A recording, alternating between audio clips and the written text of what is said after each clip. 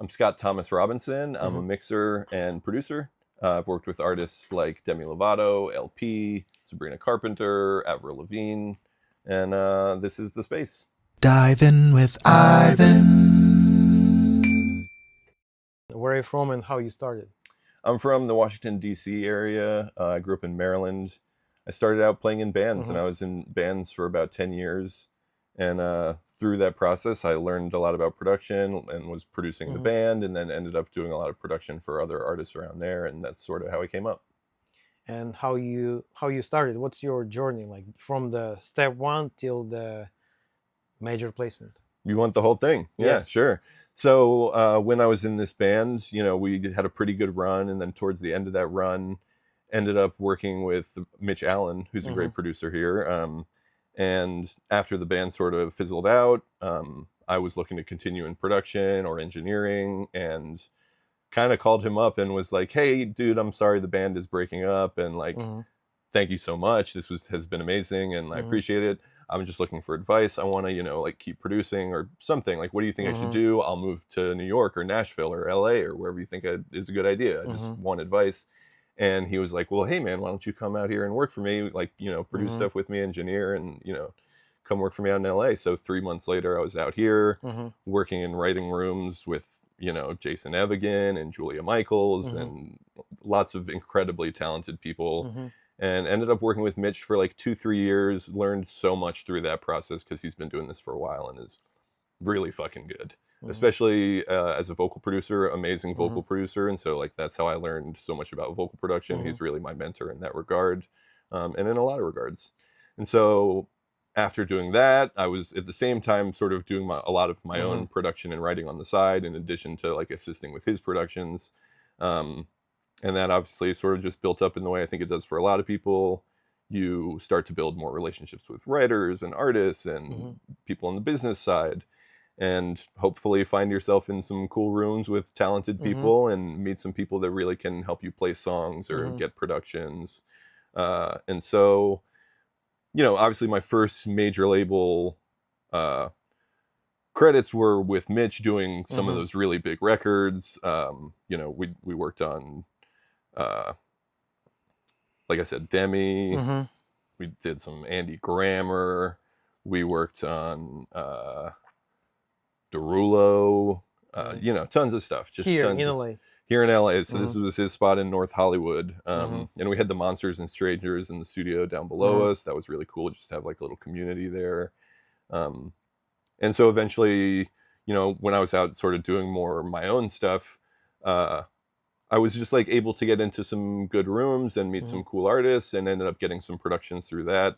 And actually, my first major label production was a Latin record, which is interesting because I had never worked on Latin music before. And now 10 years later, I'm like super interested in Latin music. I'm learning Spanish, and like that really feels like a cultural, like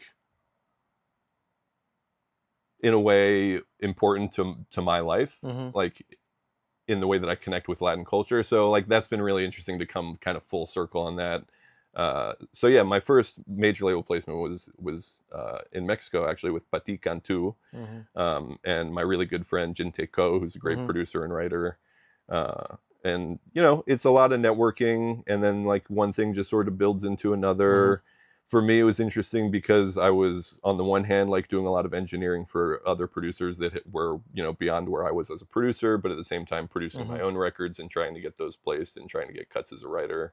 And that's sort of how I ended up in writer-producer world, now shifting into full mixer world and really helping people finish records. Like that's really my focus right now, is like, either mixing and finishing in that sense, but also a lot of records where people are like, I really love this song, I love the production, but like there's something that's not right about it. Like, can you help me finish it, or find the right person to help me finish it, or like help me figure out where to put my money effectively?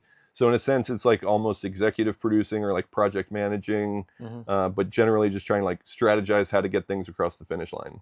Interesting. You mentioned like networking, and this is the way how you build your like relationship with some of the people, and this is how you got some major placement, right? So I just want to tell people that I'm working on the networking skill class, And if you want to get early access to my class, check the link below, subscribe, and you will learn some secret sauce behind the walls. You recorded one of the biggest songs of LP. Mm-hmm. Can you mention how you met LP and a little bit story about that?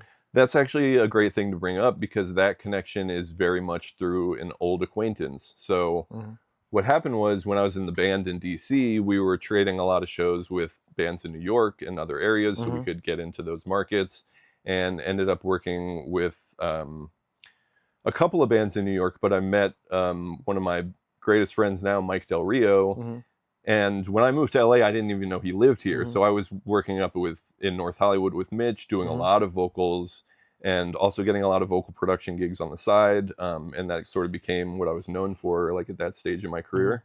And so I found out that Mike lived here, had a band that he and his now wife were doing called Powers.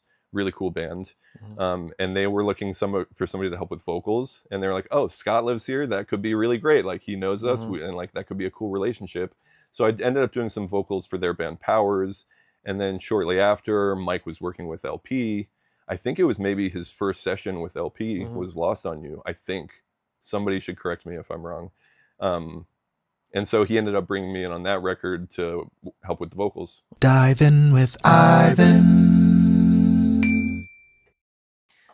I just want to talk a little bit more about mental health. How often do you wake up and you feel, okay, I'm a terrible mixer, I'm a terrible producer?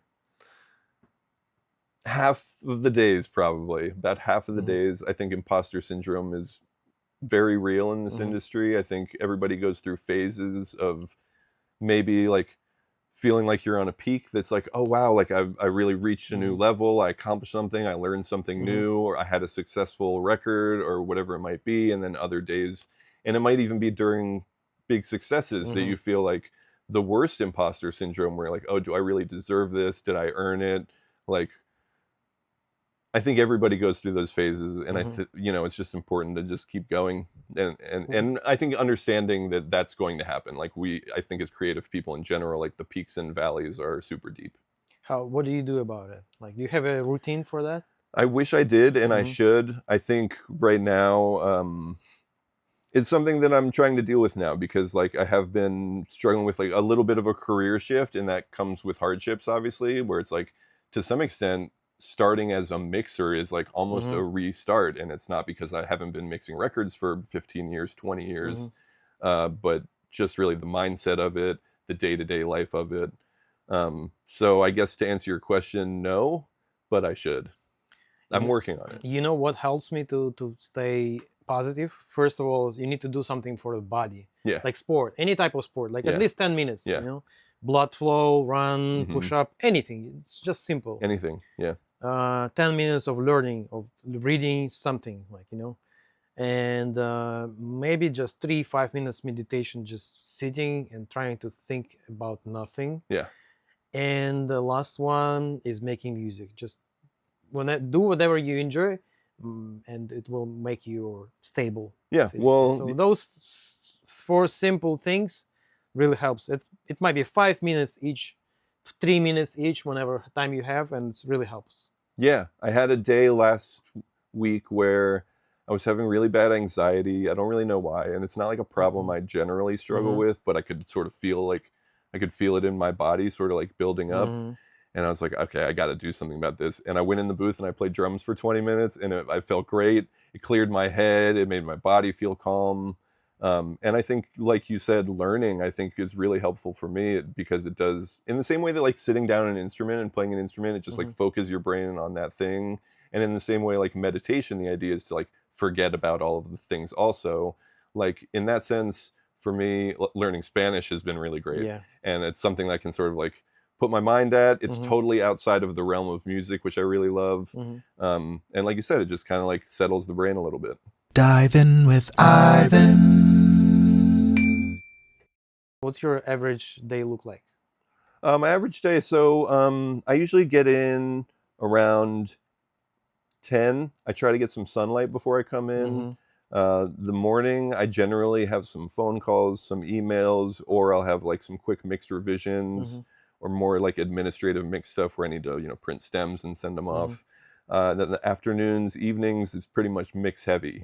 Yeah, I'm just kind of in there and I try to take breaks, but that's one thing I'm not particularly good at, and I think other people really are, is like giving yourself those ear breaks and the mental breaks. And I know that a lot of us probably suffer from either some form of ADHD or otherwise just like the tendency to hyper focus on something. I think producers especially. Exactly. Yeah, and so I still have that issue where I'll just get into a record and I'm just in it, and it's really hard for me to step away, and I'll be like, It's 5 a.m. I really need to eat, and like I haven't eaten all day, but you just keep going, and I think that's something that I'm working on too.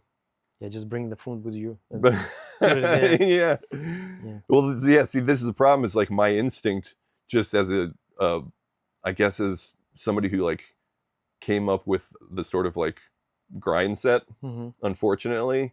And I do value that time in my life, but now it's like brought sort of some bad habits where my instinct for that is like, oh, I can bring food and then just mix while I'm eating, which is the worst idea.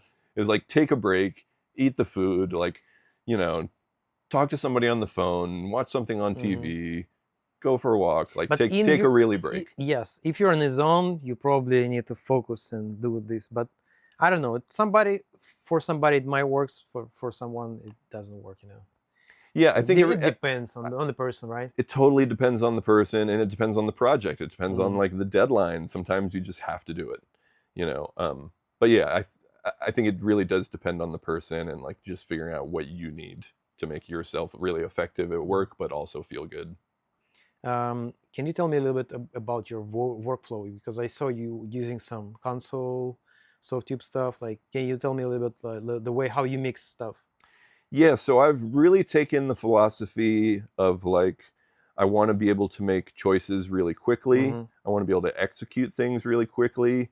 And I want to deal with the screen and the mouse and the keyboard as little as possible. So Console One from Softube did a lot of that.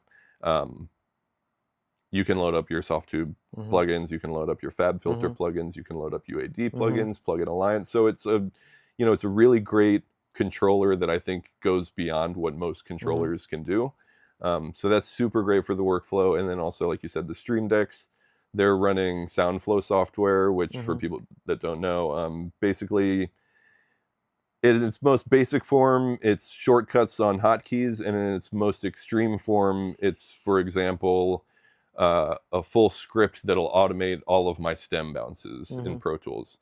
So, every stem, it'll acknowledge the solos and mutes, do it, bounce it, rename it, put it in a folder. And so you can code all sorts of things with JavaScript to basically make Pro Tools or Ableton or Logic do anything you want. And then you can take those commands and just stick them on a button. So like one really good one for Pro Tools is just like delete tracks, and it'll delete the track, but burn through all of the pop-ups that come with that. So if it's like, there's playlists, are you sure? There's other tracks, are you sure? It's in a group, are you sure? And so it's just like one button delete. And so things like that where I'm just kind of gaining back 3 seconds of my life at a time, or a full half a day of my life at a time in the case of stems, that's just saving me so much time. Got it. How we can find you on socials? Great Scott Creates on Instagram.